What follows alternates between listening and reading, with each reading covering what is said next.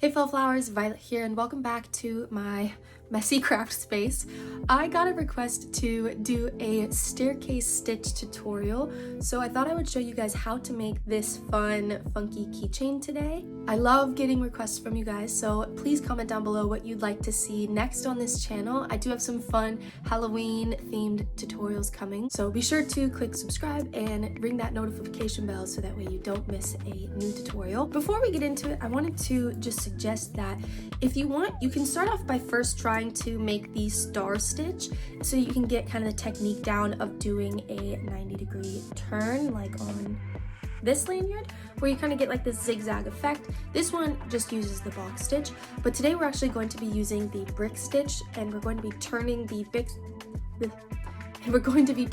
brick stitch in order to get this fun effect. But yeah, I thought this was a fun challenge. I would love to see what you guys do with it and come up with. Remember to share your creations with me on either Instagram, TikTok, or Facebook. I love to see them. So without further ado, let's get into how to make this staircase stitch. Okay, so the first step is to cut all of your string. I have 2 pieces of Gimp cut to about 30 inches, and then I have 1 piece of Gimp, which is going to be my primary string, cut to 60 inches. And the first step is to even them all out, so fold them in half and then find their midpoint, so that way all of your ends are going to be even. And once everything looks even, you'll want to start the brick stitch by arranging your strings like so. So I have my longest strand, which is the blue, going behind the other 2 shorter strands in the kind of up and down or vertical direction, and then the 2 side strings are horizontal. Now from here, I'll grab the topmost blue strand, and I'm going to fold this down into the bottom left, and I'll use my middle finger and my ring finger to just hold it in place. So you can see I just brought it down to the bottom left in between the dark blue and the other side of that primary blue strand. Next, I'll gather the bottom end of the blue, and I'm going to fold this up and over these horizontal strings to form a second loop, and this one's going to go to the top right. Now, once you have your 2 loops formed, I'm going to be referring to these as our primary loops, but you'll see that I have 2 loops kind of going in both directions. So I'm going to start with this teal strand on the right, and I'm going to cross over the blue strand closest to it and go under the one which is further away. And then just iron out any kinks and then pull it all the way through. Then find the other end of that teal string, and we're going to pass this one over and under towards the right. Next, I'm going to move on to my next row of strings, which is the dark blue. This will cross over this first blue strand and then under the one farther away. And again, just make sure there aren't any kinks in the string. They should be laying flat. And then for this last one, this one will go over the strand closest to it and under the one that's further away. And then we'll pull this all tightly together. So I'm first going to use my pointer and thumbs to pull the primary strings, and then I'll pull these side strings tightly together, and I'll kind of alternate tightening the top and then tightening the sides. So once the stitch is all tight together, I'm just going to do 10 straight stitches. So to do a straight stitch, you'll notice that there's like this little blue space on bottom. So the top string is going to fold over and meet that little blue space. And this bottom strand is going to fold up to the top left and meet its blue space directly across the way. And then from here, I can weave my side strings. So I'm going to start from the top.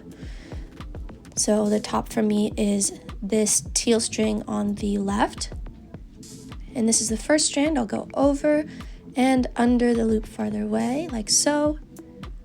Then find the other teal string on the right, cross over and under towards the left. So just alternating which direction I'm weaving. And then for this dark blue, do the same process for this row of strings, over and under towards the right for the first strand. And then for this second strand, it'll cross over the first loop and underneath the second one, going towards the other side.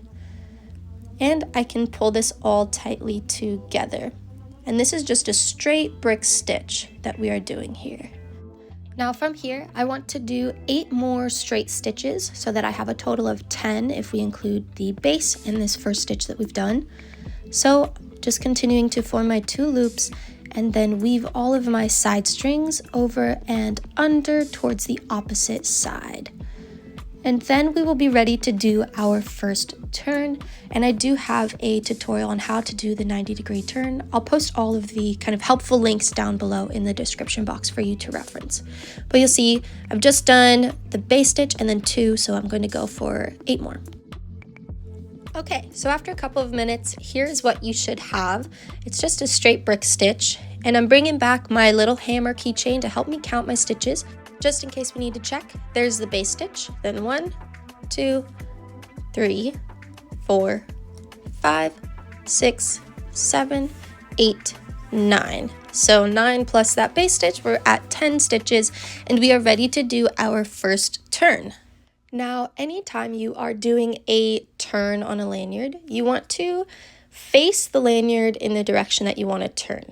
The next step is to form your primary loops in that direction. So since I want to turn in this direction, I need to form my 2 loops actually going underneath the side of those side strings. So you'll notice that I've passed this top blue strand towards the right, and this other bottom blue strand is going towards the left. And now I can weave my side strings over these 2 primary loops. So I'll start with this dark blue strand, and I'm going to pass over the top blue and underneath the bottom loop.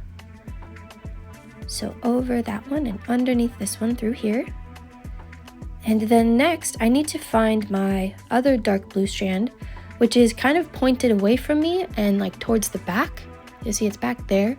So I need to actually redirect it towards the front and kind of just pass underneath and like around the side of the lanyard. So I'm just going to bring it around, and then I need to pass over the bottom blue and underneath the top blue loop.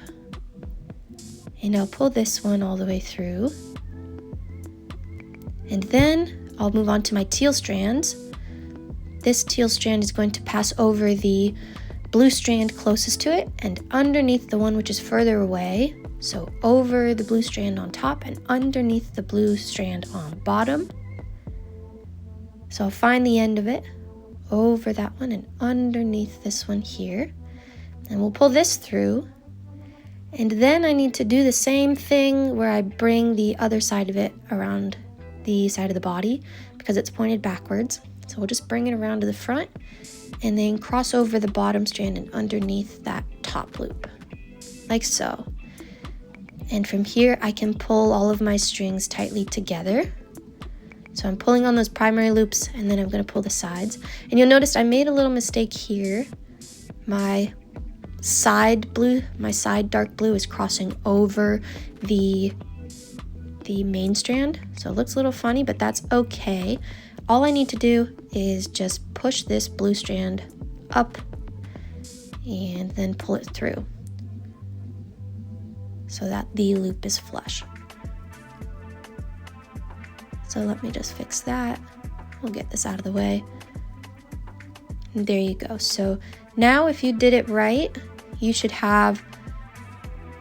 be able to see those strings which were towards the back passing on the sides, and there should be kind of no interruption to those main strands. So here's what I have here. And then you can see on the other side, this is kind of what it looks like. You'll see they're being passed towards the front. So we're good to go. And now we're going to resume weaving our straight stitches. So I'm going to bring this directly across to kind of this blue space here. This bottom one will go up to the blue space up here. And then we'll cross our side strings over and under these primary loops and just resume doing the brick stitch. So this dark blue goes over and under, over the first loop, underneath the one farther away. Then we'll do the opposite, go the opposite direction for the string on the left, over the first loop closest to it and underneath the one further away. Then for the teal row, over this first one, underneath this one, crossing to the left. And we can finish with this last one going over the first blue loop and underneath the second one. And then we can pull it all together. And our goal is to do 7 stitches before we do a turn. So I have 1 down and I need to go for 6 more. So once I have those 6 stitches done, we will go ahead and do the next turn. Alright, so howdy. I have done my 7 stitches and I have my handy dandy hammer here. We're just gonna give it a quick count to verify. You can see there's where I did my turn. It looks like the strings are kind of crossing over. So right there is the turn, and then we have 1, 2, 3, 4, 5, 6, and 7, and I'm sorry if you heard my dog yawn. Okay, so now we want to do our next turn, and we want to go in the opposite direction to get kind of that zigzag or staircase pattern. So again, we face the lanyard in the direction that we want to turn, and I want to go in this direction. And next we're going to pass our primary strands, these blue strands, underneath those side strings to form our 2 loops. So the primary string, which is closest to you, will become the top new loop, and then the primary strand, which was further away, will become the bottom loop. Next, I'm going to weave my side strings starting with this dark blue, because you'll notice that my top string is loose on the left. So that means that I want to start weaving with the strand closest to it, which is this top dark blue strand. So we're going to do that same process of just crossing over the strand closest to it, over the loop closest to it, and underneath the loop which is further away, and we'll pull this through. Now recall that the dark blue strand on the other side is kind of pointed and directed towards the back, so we need to redirect it towards the front by passing it around the left side. And again, just be careful not to accidentally cross over your primary, your main strings, but you'll see we're just passing around on the left side, kind of wrapping it around, and then we're going to cross over the blue loop closest to it and then go underneath the loop farther away. So from this one's perspective, the bottom loop is closest, so we'll go underneath the top loop and pull this through. Next, we can weave the teal strands. So I will go to the top teal strand here, and this one just needs to come straight down. So it's going to come down over the strand closest to it and underneath the one farther away, which is the bottom blue loop. So over that one and under this one here, and we'll pull this through.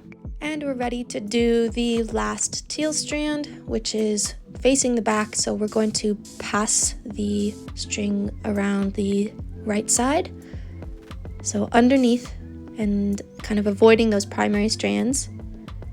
So don't cross over those just yet. We'll bring this teal string around the side and over the first loop and underneath the top one. And we'll pull this one all the way through. And then we can pull this all tightly, and you'll see that we have done yet another turn, and we are good to go and do 7 more stitches. And then we're going to do another turn. So you can rewatch this video if you need help on getting those steps down. And then once we are all done doing all of our back and forths and forming our staircase, I will show you guys how to finish this. Now here we go. We've got kind of the staircase effect happening. Looks super cool, super fun. And we are ready to finish this with whatever finishing style you'd like. I have been really feeling the macrame finishing style recently, so that's what I'm going to be showing you today. I'm going to gather a new piece of Gimp, which is just about 8 inches long, and I'm going to form a little loop like so. And then I'm going to lay this loop on top of my working ends that I want to tie off. And you'll notice I have a little tab up here, and then I have a little loop down there. And then with this longer slack, we will just wrap around those ends. We'll go around a couple of times, pulling it tightly with each little revolution, making sure not to lose track of where our tab is on top, and you don't want to accidentally go all the way over the loop. you want to leave the loop a little bit exposed so that way we can tuck our long end through there. So I'm going to feed this through the loop once I've gone around a couple times, and I'll pull up on the top tab like so. And just give it a little pull. And that's how you finish it with the macrame finishing style. So now I'm good to trim this all off once it's kind of shaped to how you want it. So I'll gather my scissors and I will trim the bottom of the strings here, and I'll trim this top tab. So cut the top tab and trim the bottom. Now there you have it. That is how you'd make the brick staircase stitch. I hope you enjoyed this whimsical tutorial. If there's anything you'd like to see next, again, please comment down below. Until then, keep blooming, keep creating, and I will see you guys in the next one. Thanks so much. Bye.